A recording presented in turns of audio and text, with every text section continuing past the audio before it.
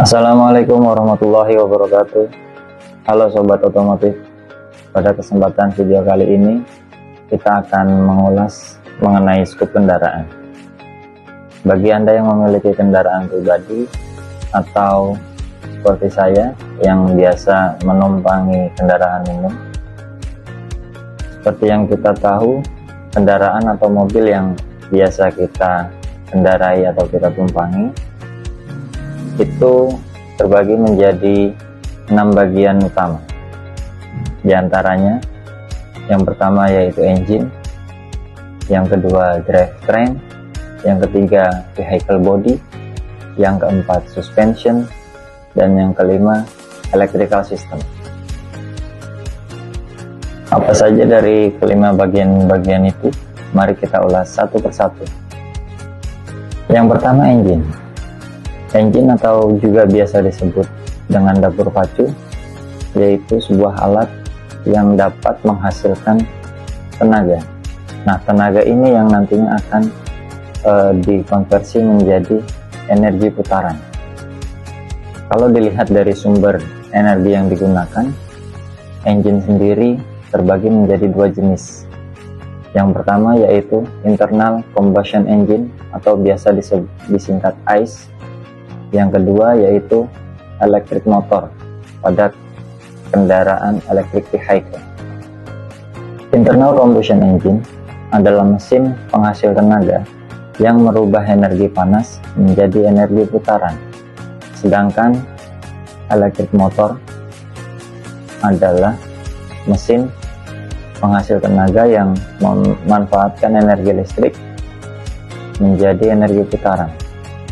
Nah, pada internal combustion engine sendiri, berdasarkan konstruksinya, terbagi menjadi dua jenis. Yang pertama, reciprocating piston engine.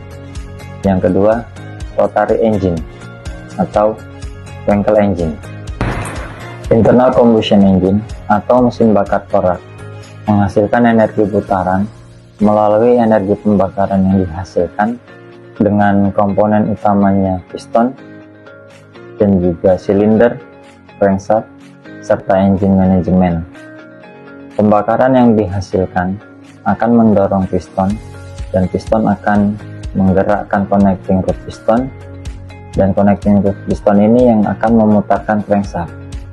Crankshaft inilah yang nanti akan menghasilkan energi putaran. Sebagai contoh, pada mesin pembakaran piston ada sistem 4 tak, di mana 4 langkah piston akan menghasilkan 2 putaran crankshaft atau poros engkol. Yang pertama langkah hisap, di mana katup intake akan terbuka sehingga campuran udara dan bahan bakar masuk ke dalam silinder. Langkah yang kedua yaitu kompresi, di mana kedua katup intake dan exhaust tertutup, lalu campuran udara dan bahan bakar akan dikompresi oleh piston. Langkah ketiga yaitu usaha atau pembakaran, di mana setelah piston mencapai titik mati atas, busi akan memercikan bunga api sehingga campuran udara dan bahan bakar terbakar, dan energi pembakaran ini akan mendorong piston ke bawah. Nah, langkah pembakaran inilah yang akan menghasilkan energi panas untuk dirubah menjadi energi putaran oleh crankshaft atau poros engkol. Dan langkah yang keempat yaitu buang, yang akan membuang sisa gas hasil pembakaran melalui katup exhaust. Mesin pembakaran piston sendiri menurut jenis bahan bakarnya terbagi menjadi dua tipe. Yang pertama yaitu petrol atau gasolan engine yang menggunakan bensin sebagai bahan bakarnya, seperti premium, pertalite, pertamax, dan sebagainya. Yang kedua yaitu diesel engine yang menggunakan solar sebagai bahan bakarnya. Nah, untuk melengkapi kerja sistem mesin pembakaran piston ini juga dilengkapi dengan mixture preparation atau campuran sistem pencampuran bahan bakar dan udara, cooling system yang dimana berfungsi untuk mengatur suhu kerja mesin, lalu ada lubrication system untuk mengatur sistem pelumasan sehingga mesin dapat bekerja secara optimal, dan juga ada exhaust system, yaitu sistem udara buang atau sistem gas buang, di mana sistem gas buang ini akan mengatur emisi gas buang yang dikeluarkan. Jenis internal combustion engine yang kedua yaitu rotary engine atau mesin Wankel. Nah, komponen utama dari rotary engine ini yaitu rotor, housing, dan eccentric shaft.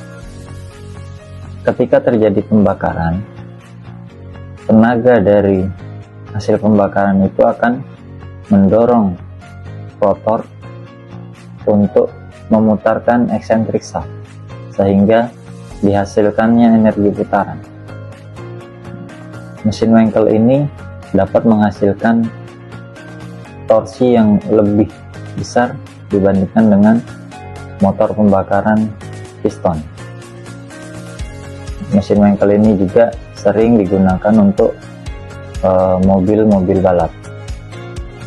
Namun ada juga kekurangan dari mesin Wankel ini.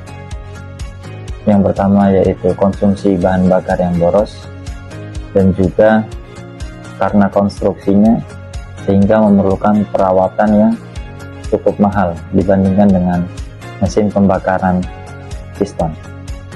Rotary engine juga untuk mendukung kinerja sistemnya dilengkapi juga dengan sistem campuran udara bahan bakar, cooling system, lubrication system, dan juga exhaust system. Jenis engine yang kedua yaitu electric motor, adalah penghasil tenaga yang memanfaatkan energi listrik untuk menghasilkan energi putaran.